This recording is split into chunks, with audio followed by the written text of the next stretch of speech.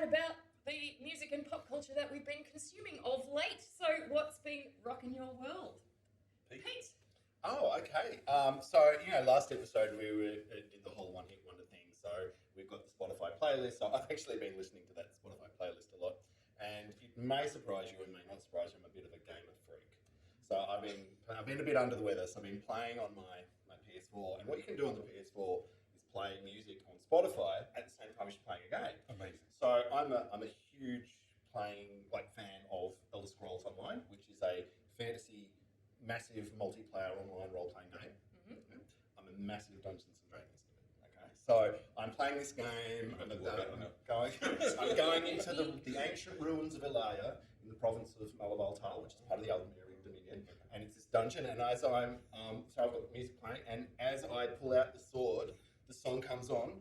Dun, dun, dun, dun, dun, I'm like, oh yes, I'm about to smite my enemies I am the tiger. Oh yeah, and I'm swinging my sword to the beat of it. I'm like, yes. You're actually going, what? No, I was actually giving them a right smiting to I am the tiger. So yeah, I thought there was something really quite funny about wading through the blood of my enemies to the soundtrack of I'm Walking on Sunshine. So it was, yeah, so I had a bit of a chuckle over it. Brutal! So, yeah. That changes gaming for me completely. Oh man, I tell you what, being able to do that, it's great. Brilliant. It's great. I might actually get into it now. I couldn't think of anything worse before. Yeah. Give me that soundtrack. Exactly. All right then. The playlists are really good fun. I listen to the 1991 over and over again. Yeah. It's really good. Yeah. Awesome. I found one of my favourite albums of the 2000s was Duran Duran, Pop Trash. Mm-hmm. I don't know if you ever heard that one, Pop Trash? What's the single of it? No, I don't. I think I've heard some of the latest stuff. It's good. Yeah, it's really, really good. Anyway, they hadn't had it on Spotify at all, and they only just put it on Spotify because it was in a period where I think they were with a different record company, and so they just didn't have that one album on there. All the ones around it, and they finally put it on. So I've just been listening to that over and over again. It's freaking crazy. It's really, really good stuff. That one too. Yeah, really good. And actually, Xavier Rudd has just brought out a new single. Did you hear it? Anyone? No. It's called Stony Point. I do like a bit of Stony Rudd. Stony Point. Oh. Stony Point. Okay. Stony Point. Look, I'm not that much into Xavier Rudd, but something pointed me towards it, and I had to listen to it, and it was beautiful. And I don't know, it seems like it was more accessible than what I've heard of his stuff before. And this gorgeous video clip of this beautiful just woman in a long flowing dress on this longboard skateboard, just dancing on this skateboard down this hill over and over again, doing incredible things as if she's in a lounge room, just standing in a lounge room. Wow. She's on a skateboard. Gorgeous. With honey bird, there ain't nothing missing. Hazel eyes, the most beautiful. What about you, Jules? So what's been absolutely rocking my world this week, I had a little revisit of This is Spinal Tap. It's been a little while since I watched the full movie, and it's definitely overdue, because if anybody at home has never seen This is Spinal Tap, this is your homework, because absolutely. I'm not into shooting people, but it's just unacceptable for any of our Hits and Giggles audience to not watch This is Spinal Tap. I don't think I can be friends with anyone who hasn't seen it. It's a deal breaker.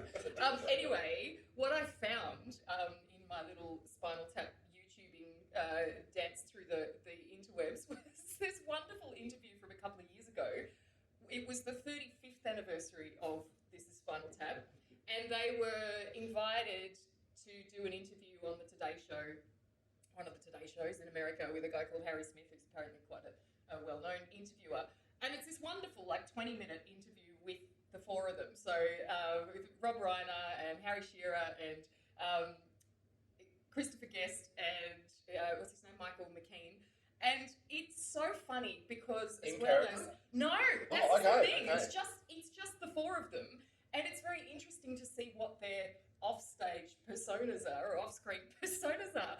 And it's kind of like Harry Shearer does most of the talking, as you kind of might expect, because he's a very animated little dude, and he's he's the guy that just does all the voices for a whole bunch of Simpson characters and everything. And then Rob Reiner's kind of sitting there, like, or actually, basically the three of them, Rob Reiner, Michael McKean, and Harry Shearer, are all really just, they sort of sound like a bunch of sort of fun, affable uncles having a chat kind of thing. And then Christopher Guest, who played Nigel Tufnell, and they're all American too, which I suppose you probably knew that, but it's hilarious because in Spinal Tap they're just all very British and very hilariously British. And Christopher Guest sort of sits there the entire time with this deadpan, like kind of the scary guy at the boardroom meeting where it's almost like you just can't tell if he loves you or hates you, you know, like he's so deadpan and so funny, barely cracks a smile, and then occasionally chimes in with like a really random Titanic reference in an interview. He's funny as anything, but just so deadpan, such an interesting dude. And so yeah, it's very, very funny. If you just type into YouTube, Spinal Tap 35 years on, and Harry Smith, we'll pop the link in there. Harry Smith, the Today Show.